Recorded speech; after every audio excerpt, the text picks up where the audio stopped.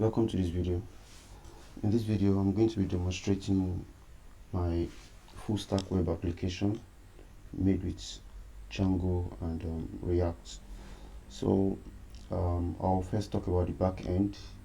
On the back end, this is the repository for the core for the project, so you can visit it. I'm going to attach the link to the description. For the backend, I use Django, then Graphene to create a GraphQL endpoint. Then for the front end, I used React and ContextApi, which is a React hook. Then I dockerized the backend. Okay, so let's get started. The first thing I need to do is run my server. As you can see, I'm in my virtual environment already. So I'm just going to Python manage.py run server, enter. Okay, so my server is on, and let me navigate to 127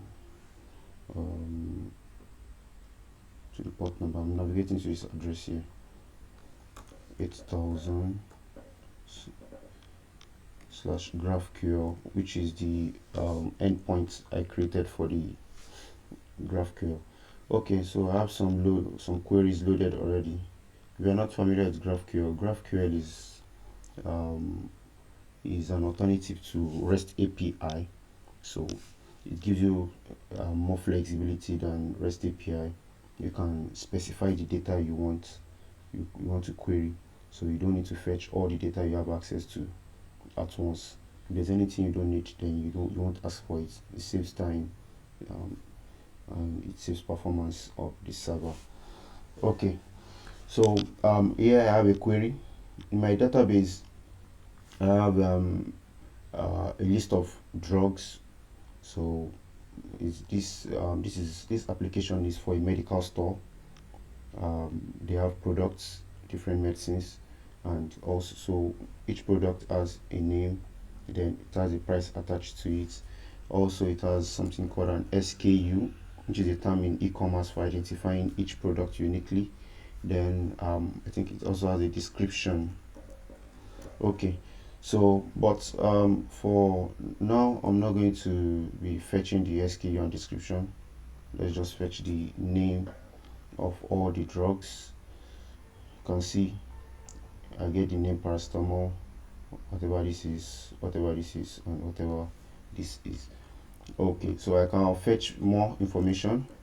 If I fetch for the SKU and the description also, you can click that, and you see it's fetched. So that's how GraphQL endpoints, that's how it works. GraphQL has this interface for you to play with your data and see how your API is working.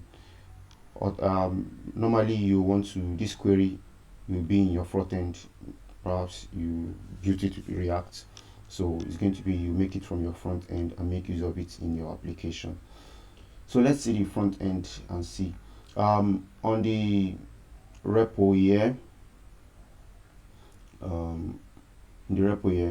there's a folder. This folder, live store, is what contains the backend code. So this FE contains the front end code. The front end is made with React, as I mentioned earlier. So these are the requirements for the backend. So create a product model. Yeah, I have a product model. Okay, sorry. Let's store front end. Go to the back end. Okay, so I have a model actually. You can see it when you go to the drug mat and models.py file. If you open the models.py file, you are going to see the model I created. So there's a name, there's a description, an SKU, price, then the image, the URL for the products. You see it there. So then the next condition, create a command to migrate the product data above into the database. Okay, so I use the Django fixtures Django fixtures feature. It's a feature you model. You have a database, then you are going to just prepare the data as JSON, or then you migrate it to the database. It's as simple as that. As long as the structure of your original data is the same with the structure of the database, it's going to get migrated. Okay, so that's how I did it. Also, if you are not feeling so confident with Django fixtures, there's also an alternative script I wrote here, livestock flask. So API scripts. Is this it? No. I think this is load data. Sorry. Okay, so this script, I used it to move the data. Sorry, I used it to move the data into the database. So I import JSON, you import JSON, import SQLite, date time. So here I created a connection to an SQLite DB. So if there is no database at that location, it's going to create a new one. Then you open the database. Then here you look through each row or each instance in your JSON data. Then you're going to create I'm creating an insert statement. So this is an SQL code. This text here, this text is an SQL code. As you can see, it's an SQL query, this line, but I have Python's code embedded in it. So I use that to migrate the data into the database. Next, create a GraphQL endpoint to return all the products to the front end. Yeah, we've seen that. We've seen it here. Good. You can also return the image of the products, the URL. So you can see this is the URL for this paracetamol product. Then finally, for the backend, encapsulate your backend services in Docker containers. Well, it's done. So I have my application running in Docker. It's in a Docker container. I have an image here already. Okay, now I think we are ready to go to the front end, which is with React. I'm just going to navigate to livestock FE, and then I'm going to open a command prompt, then npm start to start my React application. It might take a few seconds, so just bear with me, please. It's taking more than I thought. Okay, while it's loading, for the front end, the requirements are create a products page to show the GraphQL fetched products in cards with appropriate product data. That's you have cards. If you don't know what a card means in Ecommerce, you're going to see one soon once the server is on. Okay, server is on. So in each card, you will see the name of the product, the price, and the pictures of the product.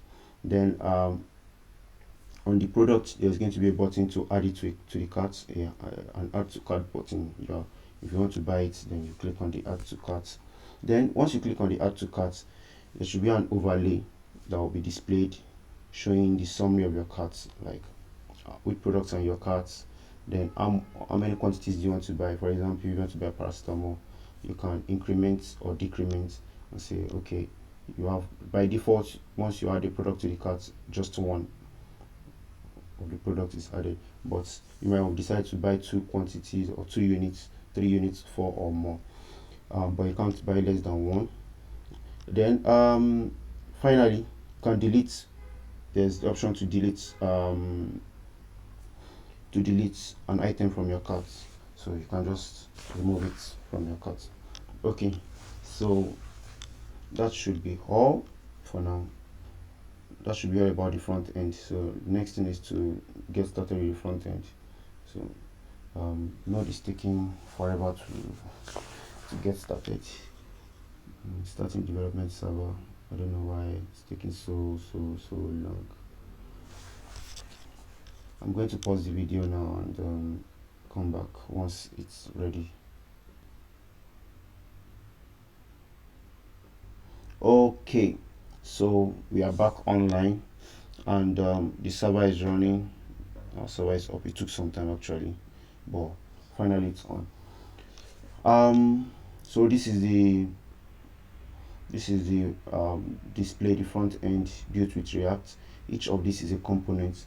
So on this page, the whole application, that's the highest hierarchy, then is divided into two components. There's the header component, navigation component, and the body container component for displaying all the products. Then also within the container components, there's a product container component here for displaying each product. Then within the product components, okay, that's the basic level, that's the smallest level. So when you click on this add to cart, let's say for example I want to buy this drug. This is the name of the drug, this is the description, this is the price, this is the add to cart button. So this data is fetched from this API here, as you can see. So just once you grab the data, then you display it at the front end, you query for it and display it here. So I can click on the add to cart button. So once I click on the add to cart button, you can see automatically the product is added here. So I can exit my cart, continue shopping, and add lumenfantrine, and it's added. I can increase the quantity. Let's say I want to buy 5 units of lumenfantrine. If I try to decrease the quantity of prednisolone below 1, it's not possible. You can increment, you can decrement, but you can't go below 1 unit, obviously. Then you can remove a product. Just click on this, it's out of your cart. So this is this overlay, then this is the cart that displays. I think all the conditions for that are satisfied, right? Each product should have an add to cart button, yes. So on click add to cart, it should show a summary, a cart summary component as an overlay here. So this overlay is also a component on its own, and within it there's this okay, this is also part of it, but within it, each of these items that I'm adding that are on this list are also components. So this is a component, this is another component. I hope you get the idea. If you're not familiar with React, then you might not get the idea, but if you're familiar with React, then I believe you've gotten the idea. So that's the summary. Thank you very much for watching. Bye.